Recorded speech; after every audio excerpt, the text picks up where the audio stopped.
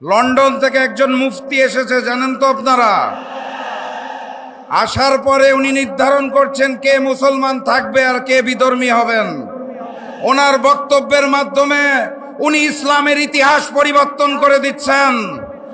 আমি আজকের এই বক্তব্যে ওনাকে ধন্যবাদ জানাতে চাই, কারণ উনি গতকালকে একটি সঠিক কথা বলেছেন।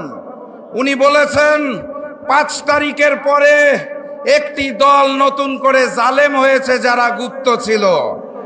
উনি সঠিক বলেছেন, আমি ওনাকে ধন্যবাদ জানাই। ট্রান্সপারেন্সি ইন্টারন্যাশনাল বাংলাদেশ টিআইবি একটি রিপোর্ট দিয়েছে।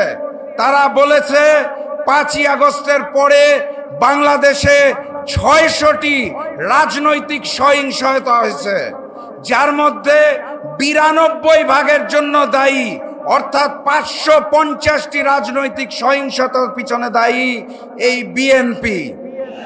তাহলে জালেমের নাম কি? জালেমের নাম কি? আর আমরা সকলেই জানি এই লন্ডনী মুফতি গত 17 বছর লন্ডনে গুপ্ত ছিলেন। অতএব উনি সঠিক বলেছেন, নতুন করে যেই জালেম বিএনপি সৃষ্টি হয়েছে সেই বিএনপিকে 12 তারিখ আমরা লাল কার্ড দেখাবো।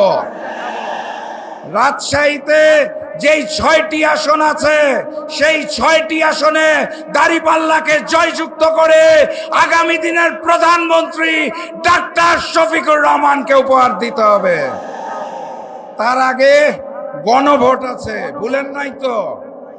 গণভোটে গণভোটে গণভোটে আবারও দেখা হবে বিজয় আপনাদের সাথে। বিজয়ের পথে যাত্রা শুরু, জীবন অথবা মৃত্যু। আসসালামু আলাইকুম। 11 দলীয় জোটের জোয়ার দেখে মানুষজন, দুষ্ট লোকেরা আমাদের পেছনে লেগেছে। তারা আমাদের সাথে এখন নারী কার্ড খেলছে। তারা আমিরে জামাতের অ্যাকাউন্ট হ্যাক করছেন। এমনকি কত পরিকল্পিত অংশ দেখেন, হ্যাক করছে। হ্যাক করে তিনি বলেছেন হ্যাকার ধরা পড়েছে, তারপরও সেই হ্যাকিং নিয়ে রাজনীতি করছে। আর কি বলছে? বলছে তারা নাকি চাকরিজীবীদের, আমরা নাকি চাকরিজীবীদের খারাপ কথা বলেছি। অথচ দেখেন আমাদের 2জন নেতা আছেন, এর মধ্যে আমাদের আমিরে জামাত একজন, তার স্ত্রী কিন্তু একজন চাকরিজীবী।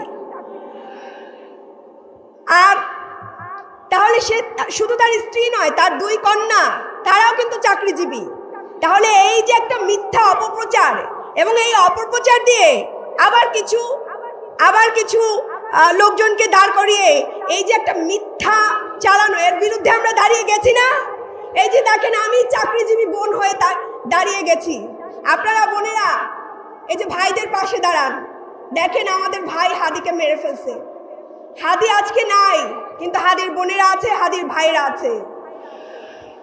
আমিরে জামাত কথা দিয়েছেন এই ঐক্যবদ্ধ বাংলাদেশ সরকারের জোট ক্ষমতায় আসলে তিনি মা বোনদের জন্য এমন সরকার গঠন করবেন যেখানে মা বোনরা রাত 11টার সময় বাইরে চলতে সেফ ফিল করবে।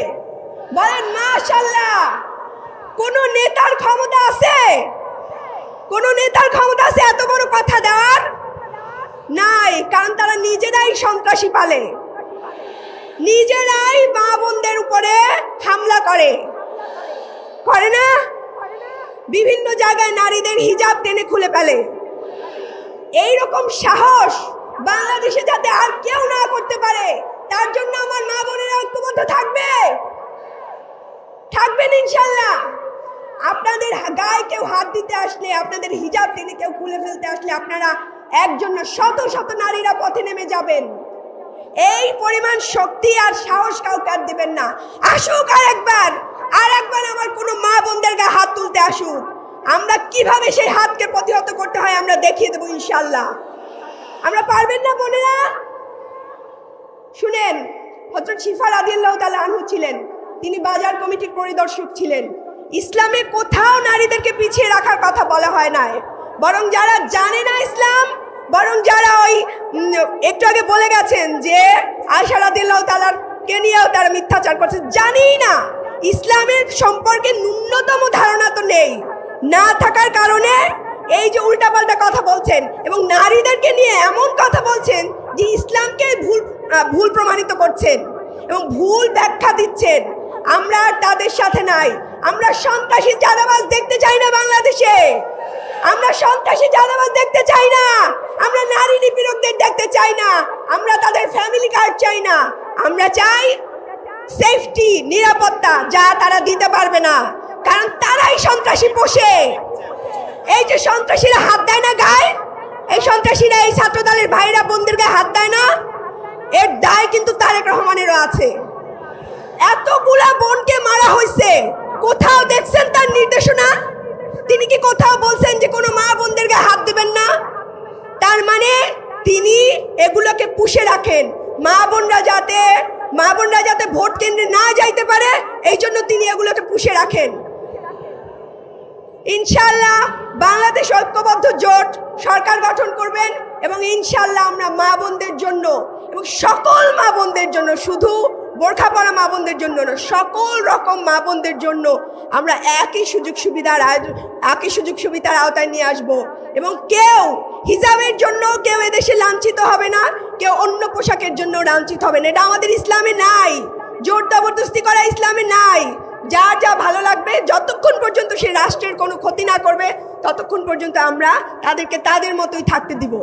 ইনশাআল্লাহ আপনারা দোয়া করবেন এবং ঐক্যবদ্ধ বাংলাদেশ জোটের জন্য দোয়া করবেন, যাতে আমরা ক্ষমতায় আসতে পারি এবং মানুষের সেবক হইতে পারি। আল্লাহ হাফেজ।